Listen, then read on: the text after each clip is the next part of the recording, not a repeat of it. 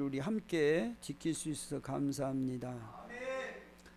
오늘 우리가 어버이 주를 맞이하고 이 주일을 지키면서 우리가 어버이의 그 부모님의 마음을 얼마나 알 수 있는가. 사람들이 살아가면서 그 부모님의 마음을 살아생전에는 다 이해를 못 하신 것 같아요. 돌아가시고 나면 그때 조금씩 마음을 알아간 것 같아요. 그래서 부모의 마음을 안다는 것이 그 젊었을 때 살아계실 때 알았으면 얼마나 좋겠어요. 근데 그걸 다 알지 못하고 이제 돌아가시고 나면 그때 우리가 그 부모님의 그 마음을 알고 아쉬워하고 그러면서 새로운 마음들을 갖고 그러잖아요. 오늘 우리가 그 부모님의 마음을 우리에게 잘 보여주는 여러분이 잘 알고 있는 그런 노래가 있어요. 그 노래를 한번 우리 같이 하면서 부모님의 그 마음이 어떤가 한번 생각하는 시간들이 됐으면 좋겠습니다. 나으실 때 아시죠? 어머님의 그 마음 우리 같이 한번 부르겠습니다.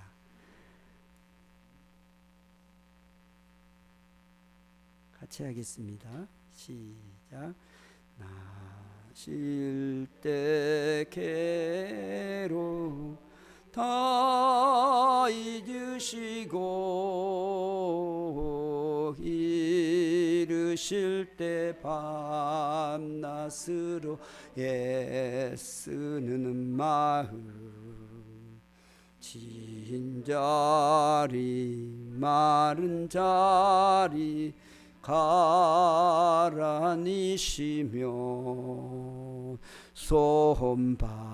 손발이 다 닳도록 고생하시네. 하늘 아래 그 무엇이 높다 하리요. 어머님의 희생을 과히 없어라. 어려서 난 안고 어려서 안고 올려주시고 자라선 뭉기되어 기다리는 마음 알을 쌓아 그를 떼사 자식 생각에 고우시던 이마야의 주름 가득 땅 위에 그 무엇이 높다 하리요. 어머님의 정성이 지긋하여라.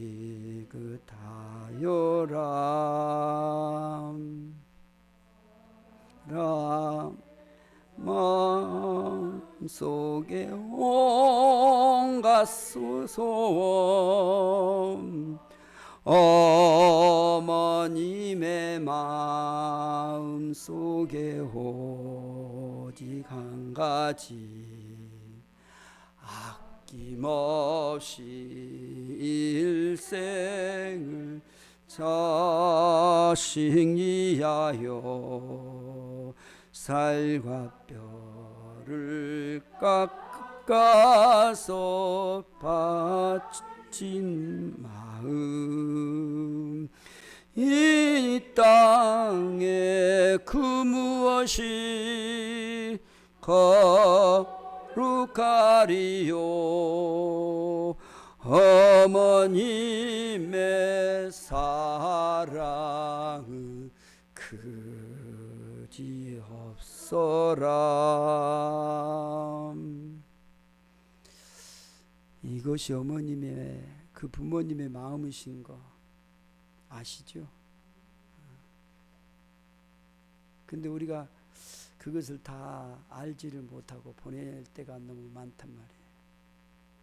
오늘 우리가 이 부모님의 마음을 알 수만 있다면 우리가 정말로 효자로 사는 건데, 정말 아름다운 그런 아들로의 그 자식으로서의 삶을 가장 아름답게 살아갈 수 있었을 텐데 라는 아쉬움을 우리가 갖게 되는 것입니다. 오늘 이 귀한 부모님의 마음을 아는 것이 자식에게 있어서는 그렇게 아름다운 그 생이 되는 거예요. 부모를 알면 부모가 기뻐진 것이 아니고 우리가 기쁨이죠. 우리가 행복해지는 거죠. 이 놀라운 사실을 하나님은 부모를 통해서 우리를 이 땅에 태어나게 하시고, 또 우리가 그 부모를 섬김으로 공경함을 통해서 우리에게 주신 이 기쁨, 은혜, 이 귀한 사랑들을 깨닫고 살아가게 하시는 하나님의 그 넓은 그 놀라운 마음을 오늘 우리가 보게 되는 것입니다. 사랑하는 여러분, 그렇다면 우리의 그 하나님 아버지의 마음은 어떨까요? 그 하나님의 마음은 어떤 마음일까요? 우리가 예수를 믿고 하나님의 자녀가 되고 하나님의 자녀가 된 우리가 하나님 아버지의 마음을 안다면, 여러분, 우리는 얼마나 아름다운 생을 살 수 있을까? 우리는 얼마나 아름다울까? 그런 거 생각해 보지 않습니까? 하나님의 마음은 어떤 마음일까? 그 아버지의 그 마음을 우리가 아는 것이 신앙에서 중요한 거예요.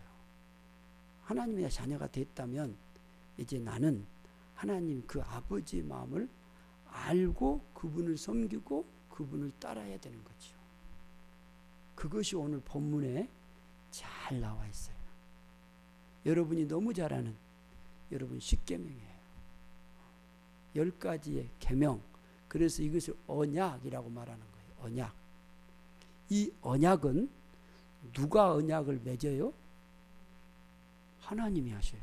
그래서 1절에 뭐라 그래요? 하나님은 이 모든 말씀으로 말씀하여 이르시되, 하나님이 모든 말씀으로 말씀을 하신단 말이에요. 그 하나님이 어떤 하나님이시냐? 2절에 보세요. 나는 너를 애굽 땅 종되었던 집에서 인도하여 낸 내 하나님 여호와니라고 말합니다. 그러니까 이 언약은 언제 맺은지 아세요? 이스라엘 백성이 430년 동안 애굽에서 살고 있을 때 그 백성들을 애굽에서 끌어낸 분이 누구예요? 하나님이시라고. 하나님.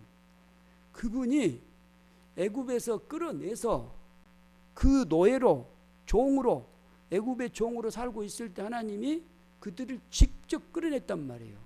여러분, 그때 당시 애굽은 거대한 민족이에요. 최고의 강국이에요. 그 강국에서 가장 약한 그 이스라엘 백성들이 어떻게 나올 수 있겠어요? 못 나와요. 바로가 못 나가. 그럼 못 나가는 거예요. 근데 하나님이 그들 가운데에서 약 200명, 300만 명 되는 이 사람들을 끌어낸 거예요. 그래서 어디 왔냐면 시내산에 온 거예요.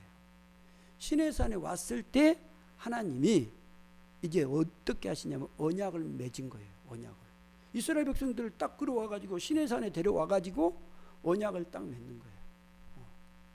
그러니까 이스라엘 백성들은 힘이 없어요. 하나님이 그렇게 하시니까 그냥 하는 거예요. 그 맺은 언약이 오늘 이 십계명이라고요. 언약이에요. 언약. 언약은요, 여러분 이거 어기면 안 돼요. 이스라엘 백성이 몇 작은 거 아니에요. 하나님이 그들을 끌어내가지고 그들을 가운데 세우시고 그들에게 언약을 딱 선포하시는 거예요. 그것이 오늘 이 십계명의 언약, 하나님의 그 말씀이라고요. 이 언약을 이스라엘 백성들에게 세우시고 그 언약 가운데에서 살게 하시는 거예요. 그러니까 이 언약은요, 전적으로 하나님이 그 언약을 세우신 거예요. 이 때 당시에요, 그 근동의 이때 당시에 그 나라들의 하나님이 아닌 일반 사람들이 애굽이라든가 이런 가나안 땅이라든가 그런 언약들의 것들이 그때 당시에 언약들이 발견됐어요. 말로 그런 언약들이 있다는 건 알았지만 그 서류로 글로써 딱 그 발견된 문서들이 나타났단 말이에요. 그 문서들이 어떤 문서냐면 종주권 계약이 종주권 그 계약의 문서가 발견됐단 말이에요. 1954년에서 55년에 그때에 그 고고학자가 그걸 발견한 거예요. 종주권 조약이 그 말로만 이렇게 전해왔거든요. 그런 언약들이 그렇게 있었단다 그랬는데 실제 학자들이 이제 고고학자들이 그것을 발견하기 시작한 거예요. 그래서 보니까 그 종주권 그 계약이 그 문서들이 발견된 거예요. 이 종주권 계약은 어떤 계약이냐면요, 아주 힘 있는 사람이 약한 사람과 맺은 계약이에요. 그래서 어떤 관계로 이렇게 형성이 되냐면 양반과, 우리나라 같은 경우 양반과 노비, 그 양반과 노비가 그 계약을 해요. 그 계약을 하는데 누구 중심으로 하냐면 양반 중심으로 해요. 그 양반이 이렇게 해 그러면 그 노비는 그대로 따라 해야 돼요. 그 계약 문서로 딱 그걸 만들어 놓고 그 노비를 주인이 그 계약대로 맘대로 이렇게 부리고 이렇게 하는 거예요. 그 다음에는요, 영국 같은 데서 발견한 것은 뭐냐면 그 귀족, 성주 있잖아요. 성주와 그 다음에 일반 백성과의 언약이에요. 특별히 영국 같은 데는요, 그때 당시에는 어떤 것이 많이 있었냐면 막 도적들이 많이 일어났어요. 그러니까 이 성 안에 들어오지 않으면 일반 백성은 거의 다 죽어요. 그러니까 일반 백성이 성 안에 들어와요. 그러면 성주가 그 사람들을 보호해줘요. 그리고 맺은 언약의 계약이 뭔지 아세요? 이제 내가 시키는 대로 하라는 거예요. 그러니까 일반 백성에게 네가 농사를 지어. 그리고 농사를 짓고 나에게 80%를 주고 너는 20%만 가져. 이렇게. 그러면 그 해야 돼요. 80%를 다 주고 20% 그리고 세금 내고 저금 하면 10% 되겠죠? 그것 갖고 살아야 돼요. 그리고요, 또 어떤 관계 있냐면 소작인 있잖아요. 소작인. 그러면 지주. 그와 관계의 언약이에요. 그럼 누구 관계로? 지주 중심이에요. 그때 당시에 보통 그 언약 관계가 80대 20. 그것이 보통이에요. 이게 농사를 지면 소작인이 농사를 지면 80은 다 바쳐야 돼요. 그리고 20 가지고 뭐 국가에 세금 내고 어쩌고 뭐 그렇게 사는 거예요. 그럼 뭐 겨우 15, 뭐 2% 정도 갖고 사는 거예요. 그리고 또 하나의 계약이 어떤 거냐면 강한 나라와 약한 나라의 싸움이 벌어져요. 그럼 강한 나라가 약한 나라를 딱 지배해요. 그러면 그때 계약을 해요. 강한 나라가 그 약한 나라 왕에게 내가 시키는 대로 해. 조공 바쳐. 이거 저거 다 바쳐. 그리고 전쟁이 일어날 때 네가 우리에게 와서 너희 백성들을 도와. 그리고 앞장서. 이렇게 하면 그대로 해야 돼요. 그 계약을 할 것이냐 네가 죽을 것이냐 그렇게 그 언약 관계를 맺거든요. 그러니까 이 종주권 계약이라는 것은 세상에서의 계약이 어떤 계약이냐면 그 힘 있는 자의 중심이에요. 힘 있는 자가 그것을 더 갖게 되고 그걸 중심으로 맺는 계약이 종주권 계약이에요. 그래서 이 계약은 불평등 조약이에요. 평등하지 않아요. 불평등해요. 그럼에도 불구하고 약하기 때문에 어째요? 그대로 그 계약을 따라서 살 수밖에 없어요. 그 계약 그 안으로 안 들어가면 내가 죽는데 어떻게 해요? 노비가 어떻게 그 주인과 계약을 맺지 않고 양반과 계약을 안 맺고 어떻게 살겠어요? 방법이 없어요. 그러니까 그렇게 살아야 되는 거예요. 그렇게 계약을 맺는 거예요. 근데 오늘 여러분 성경에 봐보세요. 이 성경이요, 이 종주권 계약이라고요. 종주권 계약. 하나님이 강해요. 하나님이 힘이 있어요. 그리고 이스라엘 백성은 약해요. 우리 약해요. 힘 없어요. 그러니까 하나님이 지금 약한 이스라엘 백성들을 향해서 언약을 딱 맺으면서 너 이렇게 해 라고 계약을 딱 맺은 거예요. 그 계약으로는 우리가 보는 거예요. 그래서 이 계약은 신명기, 특별히 신명기 보면 이런 계약 언약에 완전 이 언약으로 딱 가득 차 있어요. 그래서 이 계약을 지금 언약을 맺은데 하나님이 이스라엘 백성과의 그 언약을 맺는데 이 언약을 맺을 때 잘 봐보세요. 힘 있는 하나님이 어떻게 이스라엘과의 그 언약을 맺냐. 첫 번째 보세요. 첫 번째 3절에 보면 뭐라 그랬어요? 나는 나 외에 다른 신들을 내게 두지 말라. 이게 내게요. 하나님에게 두는 게 아니라 자기 앞에 두지 말라는 거예요. 내게 두지 말라는 거예요. 무엇을요? 다른 신들을요. 다른 신들을 두지 말래요. 그러면 여러분 하나님이 자기 자신을 위해서 지금 이렇게 하는 걸까요? 잘 봐보세요. 왜 하나님이 나 외에 다른 신을 내게 두지 말라고 할까요? 그분은 전능하신 분이에요. 그분은 크신 분이에요. 그분은 위대하신 분이에요. 우리가 감히 그분에게 가갈 수 없는 거란 말이에요. 근데 그분은 지금 뭐라고 하는지 아세요? 난 너와 함께 거하고 싶다 그 말이에요. 그래서 하나님이 처음에 출애굽에서 무엇을 만들지 아세요? 성막을 만들어요. 성막을 만든 이유가 뭔지 아세요? 내가 너하고 같이 거하고 싶다라는 그 아버지의 마음이란 말이에요. 나는 너하고 좀 같이 얼굴을 대면하고 같이 보고 싶다. 근데 사람들은 어쩐지 아세요? 그 위대하신 크신 분이 전능하신 분이 보자라고 하는데 자꾸 피해 다니는 거예요. 다 어문 걸 바라보는 거예요. 여러분 예를 들어보겠습니다. 여러분 지금 문 대통령이 나를 불러요. 나를 부른다고 하면 내가 영광입니까? 문 대통령이 영광입니까? 예? 여러분을 지금 문 대통령이 부른단 말이에요. 그래갖고 청와대를 초청을 해. 나 네 보고 싶다. 이리 오라.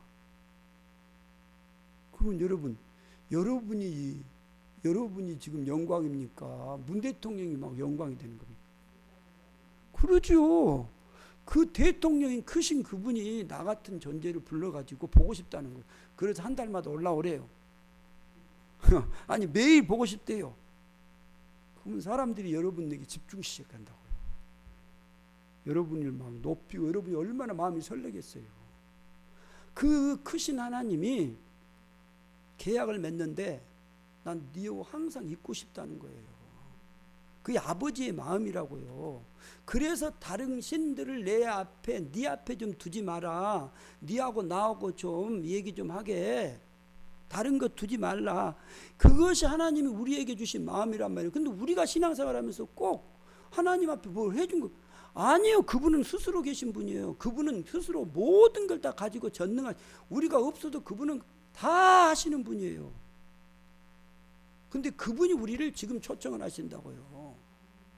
네 보고 싶다고, 항상 함께 하고 싶다고요. 이 놀라운 아버지의 마음을 우리가 신앙생활하면서 가져야 되는 거, 이걸 알아야 돼요. 만약에 여러분 이걸 안다면 우리가 주님 앞에 얼마나 아름답게 살아갈 수 있겠어요. 두 번째 보세요.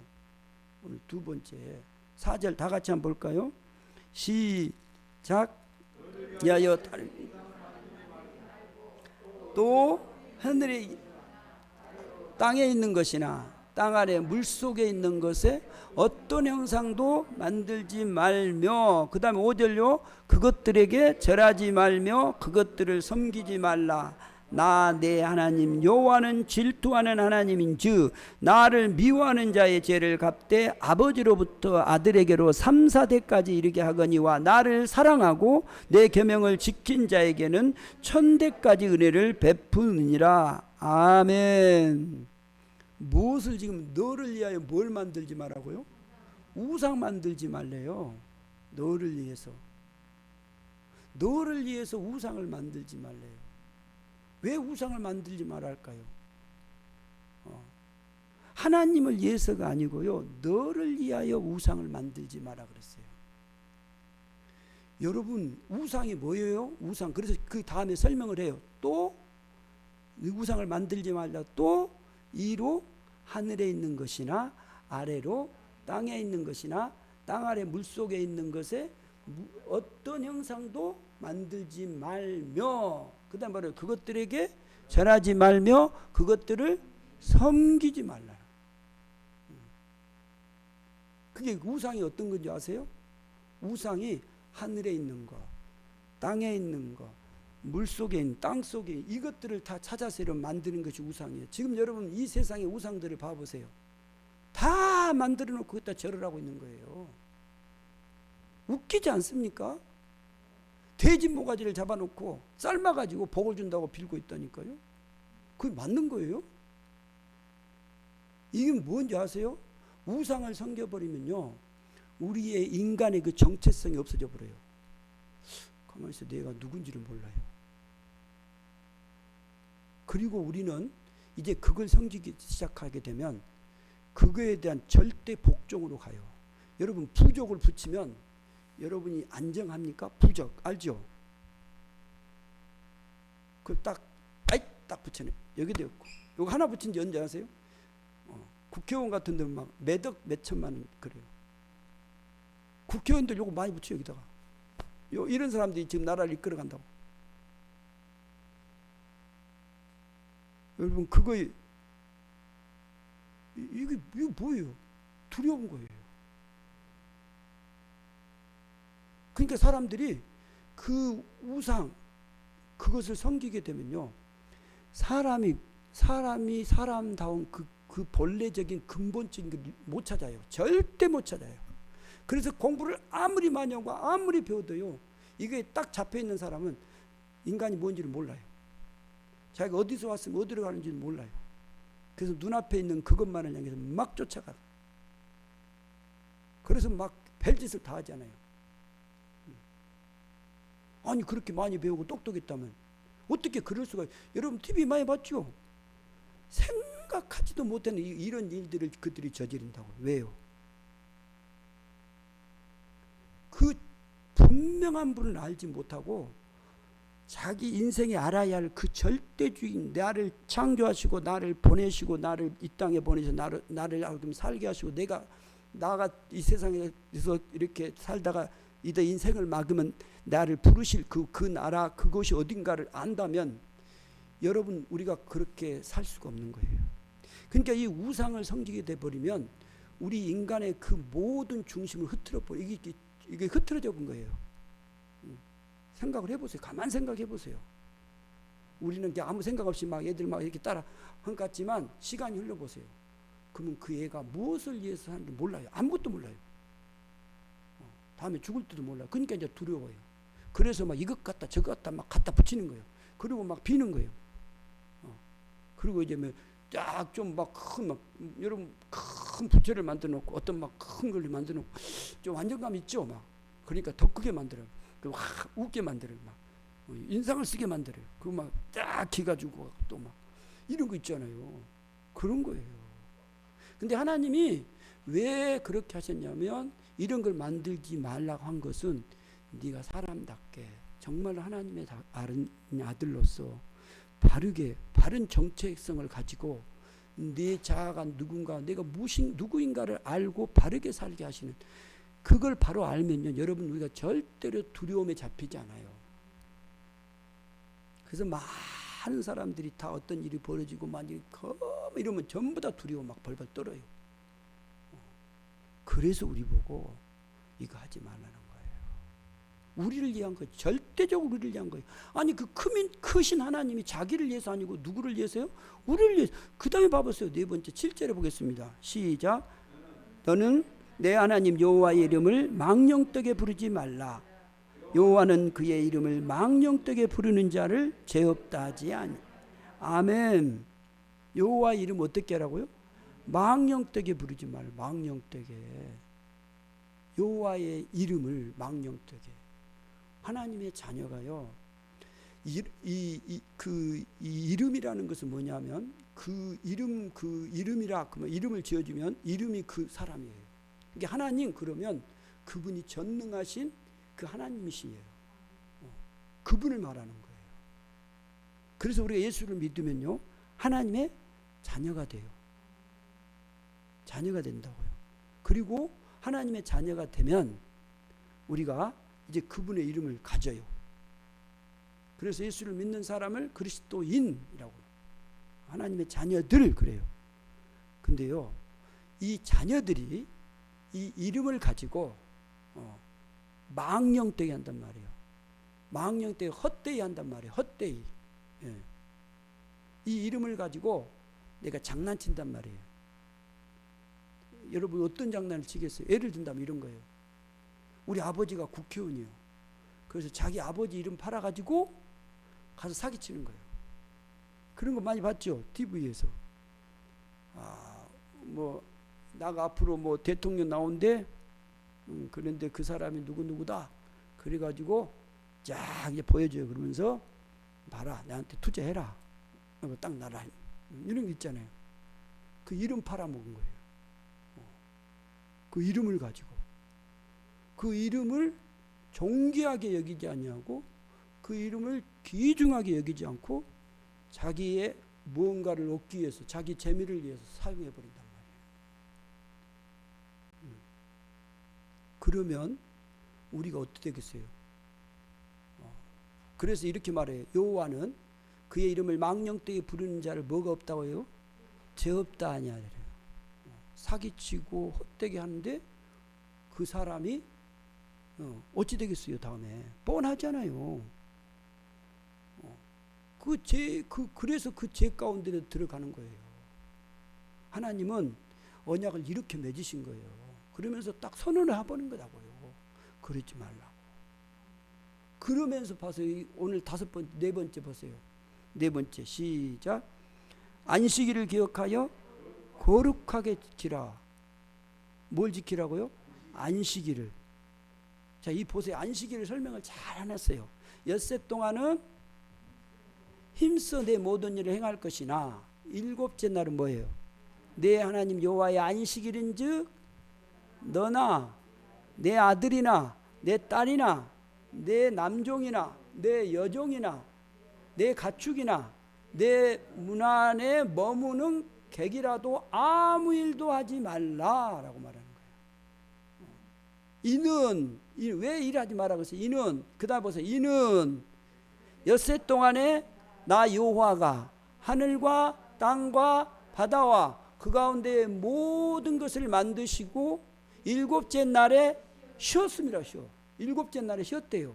그리고 그러므로 나 여호와가 하여 그날을 거룩하게. 여러분 안식일을 어떻게 했다고? 복되게 하여 그날을 거룩하게 했대요. 이스라엘 백성들은 애굽에서 안식을 지킬 수 있었을까요? 안식할 수 있어요? 못했어요. 여러분 하나님이 이스라엘 백성들에게 우리에게요 안식하라는 거예요. 안식. 그런데 주일날 여러분 장사 안 하고 일 안 하고 그러면 여러분 괜찮아요? 어째요?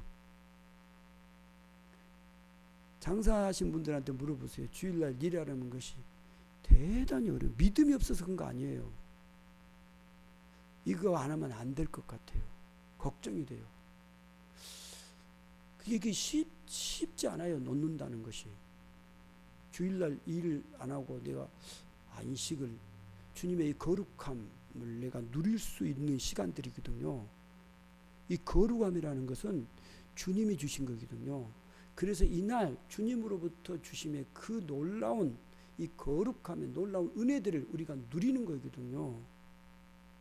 이것을 하나님이 우리에게 주시려고 이날을 안식하셨다. 그래서 그날을 복되게 했다. 그날을 내가 거룩하게 했다고 말씀하시는. 근데 이걸 이것을 안식한다는 건 쉽지 않는 거예요. 왜?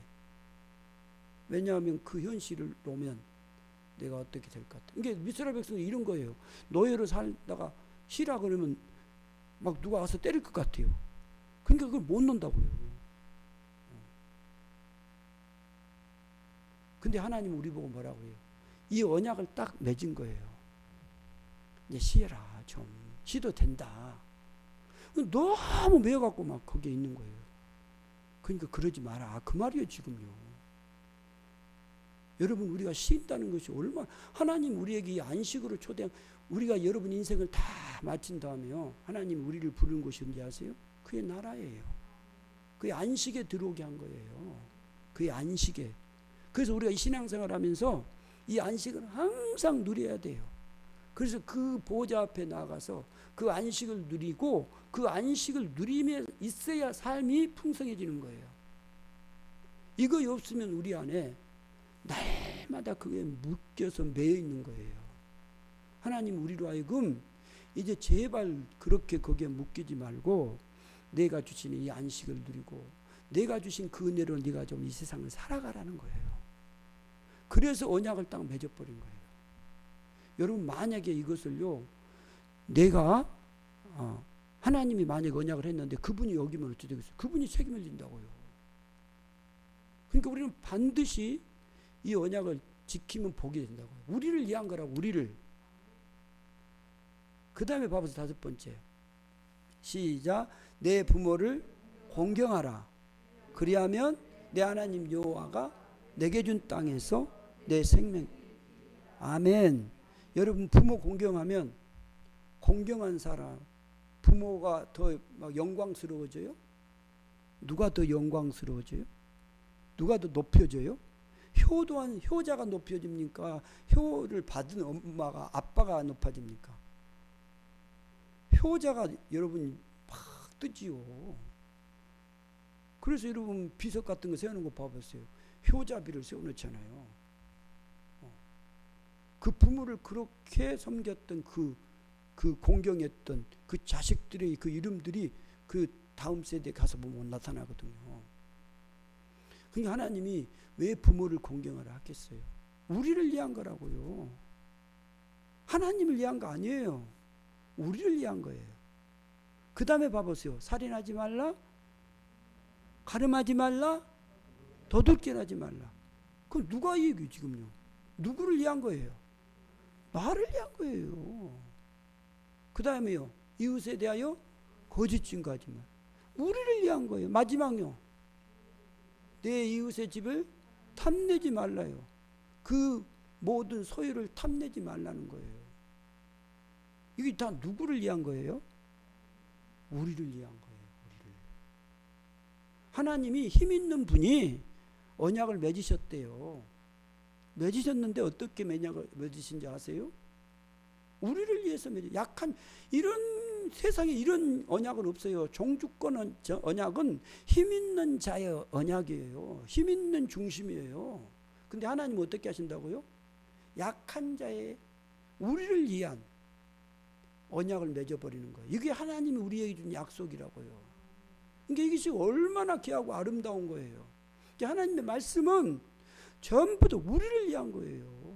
우리를 위한 그 계약의 언약이라고요. 이 언약을 우리가 받고 이 언약 가운데 살아가는, 그래서 우리를 뭐라고 하냐, 언약 백성이라고 말하는 거예요. 신앙은요, 이 언약을 떠나버리면 안 돼요. 반드시 우리가 이 언약을 지키고 이 언약 아래서 살아야 되는 거예요. 하나님이 이 언약을 우리에게 주시고, 이제 네가 살아갈 때 네 기준 되지 말고 제발 내가 너와 세운 그 언약의 기준을 삼아서 살자, 그 말이에요. 여러분, 여러분의 마음이, 제가 물어보겠습니다. 아침에 일어난 마음이 지금 마음하고 똑같아요? 똑같아요? 똑같으면요, 병원에 가야 돼요. 여러분, 우리 마음은 얼마나 잘 바뀐지 아세요? 아침에 일어나서 여러분 지금까지 이런 일 저런 일, 이런 말, 이러면 이런 일이 이러면서 준이가 또 말 안 들으면 또 이러고 저러고 마음이 수십 번도 바뀌어. 할렐루야 그러다가 또 이러고 또 생각, 이런 생각 저런 생각. 이게 우리 마음이라고요. 여러분 이런 마음을 여러분이 기준 삼아서 살 수 있겠어요? 살 수 없는 거예요. 그래서 에레미야 17장 9절에 뭐라고 하는지 아세요?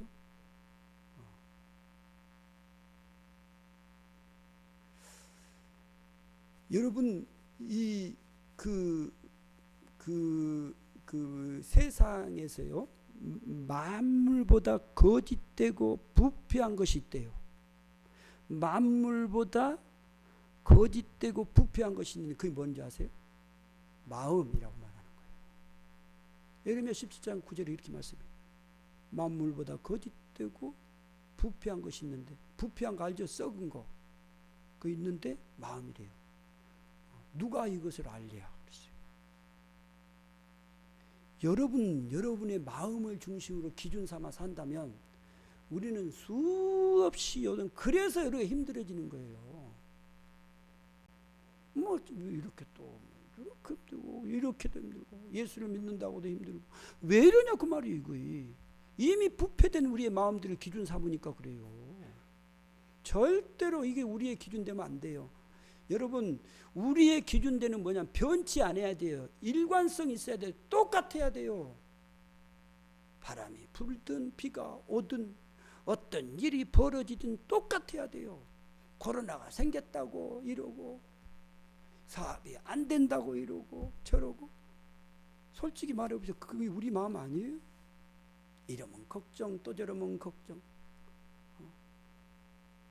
목회자인 나도 자녀 성도들이 신앙생활 하면 또 이 걱정 저 걱정. 이게 우리라고 우리. 그래도 여러분 지금 여러분 마음을 믿고 이게 중심으로 살아갈 거예요? 안 돼요. 속지 마십시오. 하나님이 이 언약을 세운 이유가 있다고요. 우리의 마음을 알기 때문에 이제 내 중심으로 니를 기준으로 해 살지 말아라.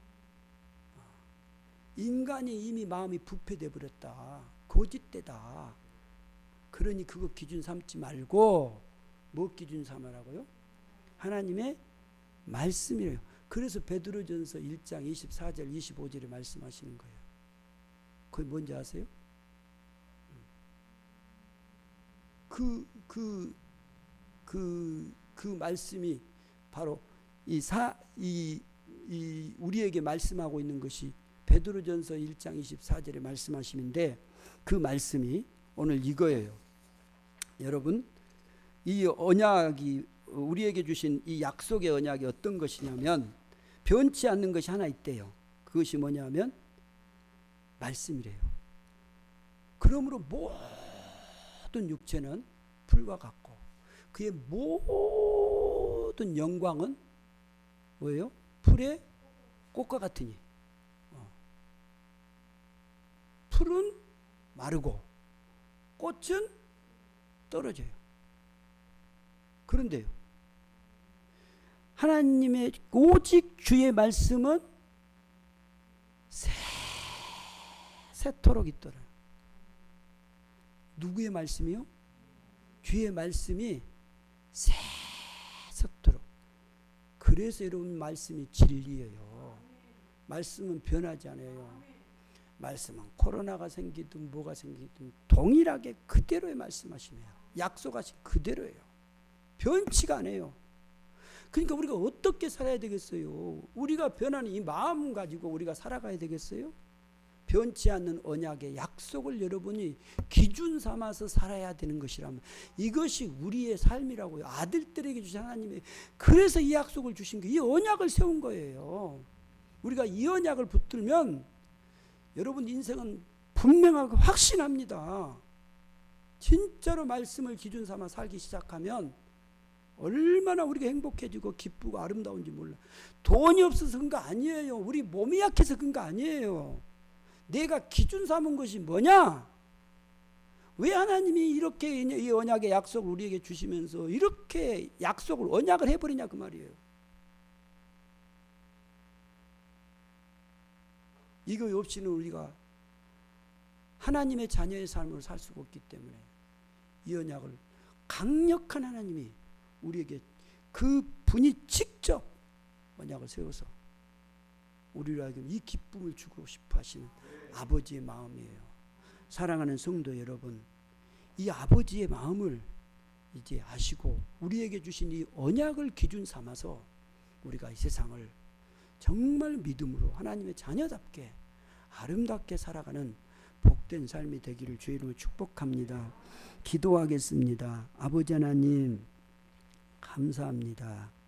우리를 자녀로 삼아주시고 아들로 삼아주시고 주님이 이제 언약을 주셔서 이 언약 가운데 그 말씀, 그 언약의 기준 삼아 살게 주셔서 감사합니다. 이 말씀으로 온전하게 하여 주옵소서. 우리 주 예수 그리스도 이름으로 기도드리옵나이다. 아멘.